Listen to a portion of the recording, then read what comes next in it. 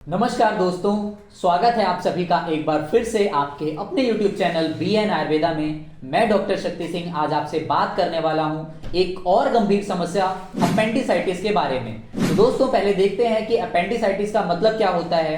Appendicitis का मतलब होता है अपेंडिक्स की इन्फ्लामेशन या सूजन। अब अपेंडिक्स देखें तो क्या होता है। अपेंडिक्स हमारी बॉडी में एक स्मॉल ट्यूबुलर स्ट्रक्चर होता है जो कि हमारे लार्ज इंटेस्टाइन के पहले पार्ट में प्रेजेंट होता है। किसी वजह से इस स्ट्रक्चर में सूजन आ जाती है, इसी को हम अपेंडिसाइटिस कहते हैं। तो दोस्तों ये जो ऑर्गन है अपेंडिक्स हमारी बॉडी में, इसका हमारी बॉडी में कोई फंक्शन नहीं होता। मतलब ये एक वेस्टिजियल ऑर्गन है।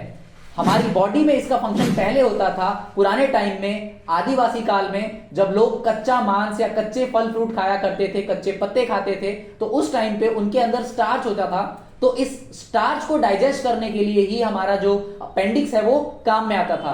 तो जनरली ये जो अपेंडिक्स है वो हमारे हर्बीवोरस एनिमल्स जैसे काऊ, गोट जो होती हैं उनके अंदर फंक्शनल होता है। हमारी बॉडी के अंदर ये पूरी तरीके से वेस्टिजियल होता है, मतलब इसका कोई फंक्शन नहीं होता। तो दोस्तों इसके इन्फेक्शन के क्या क्या कारण होते हैं। हो सकता है कि इसमें हमारा जो फूड है डाइजेस्ट होने के बाद जो हमारा वेस्ट मटेरियल ट्रेवल कर रहा है हमारी लार्ज इंटेस्टाइन में, उसका कुछ पार्ट जो है वो इसके अंदर फंस जाए, जिसकी वजह से इसके अंदर इन्फेक्शन हो सकती है।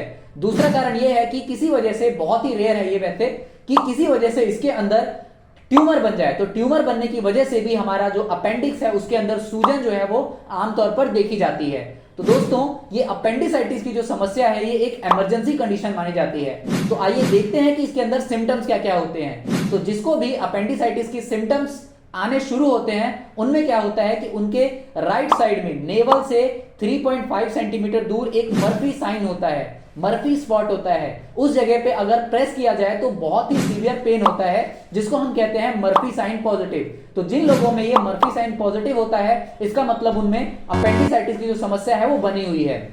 यदि हम देखें कि राइट साइड में जो पेन है वो थोड़े टाइम में, लगभग 5 से 6 घंटे के अंदर अंदर ये हमारे राइट साइड में बैक की तरफ शिफ्ट हो जाता है, तो ये भी एक बहुत ही बड़ा सिम्टम है जिससे हम डायग्नोस कर सकते हैं कि किसी पर्सन को अपेंडिसाइटिस की जो है वो प्रॉब्लम है। यदि हम देखें इसके डायग्नोसिस के बारे में, तो डायग्नोसिस में हम लोग लैब में इसको यूएसजी और सीटी स्कैन से बहुत ही आराम से डायग्नोस कर सकते हैं, जिसमें हमको पता लग जाएगा कि ये जो हमारा अपेंडिसाइटिस है वो किस लोकेशन पे है। मतलब इसकी लोकेशंस भी होती हैं 3 o'clock, 6 o'clock, 9 o'clock, मतलब अलग अलग लोकेशन पे जो इन्फेक्शन है वो प्रेजेंट होता है और ये अपेंडिक्स को इन्फ्लेम करके हमें अपेंडिसाइटिस की जो प्रॉब्लम है उससे ग्रस्त करता है। तो यदि हम बात करते हैं इसके ट्रीटमेंट के बारे में, तो एलोपैथी में इसका एकमात्र ट्रीटमेंट होता है इसकी सर्जिकल रिमूवल करना।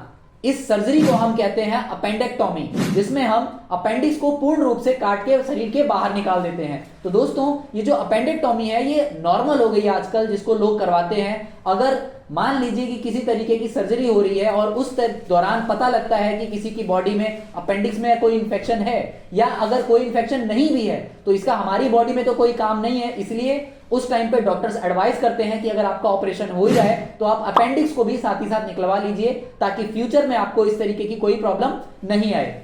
अब अगर बात करते हैं एक और कॉम्प्लिकेशन की, तो अपेंडिसाइटिस के साथ साथ एक अपेंडिकुलर लंप भी वहां पे बन जाता है, जिसको हम कहते हैं पस फॉर्मेशन।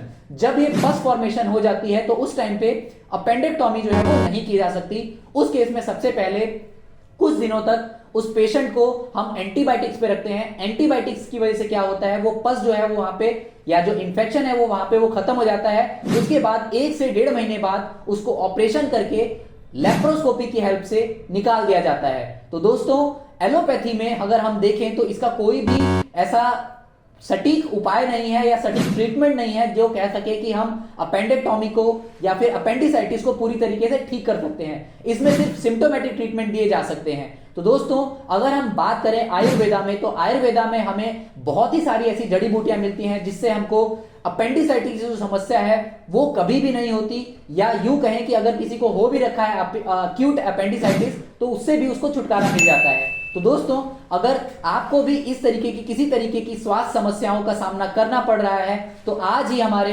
BN आयुर्वेदा के टोल फ्री नंबर्स पे कॉल करें और हमारे अनुभवी डॉक्टर से बात करके उन समस्या का समाधान पाएं। तो फ्रेंड्स, आज के लिए इस वीडियो में सिर्फ इतना ही। मिलते हैं नई वीडियो में, तो तब तक के लिए नमस्कार। अपने सेहत का ध्यान रखिए और स्वस्थ रहिए। धन्यवाद।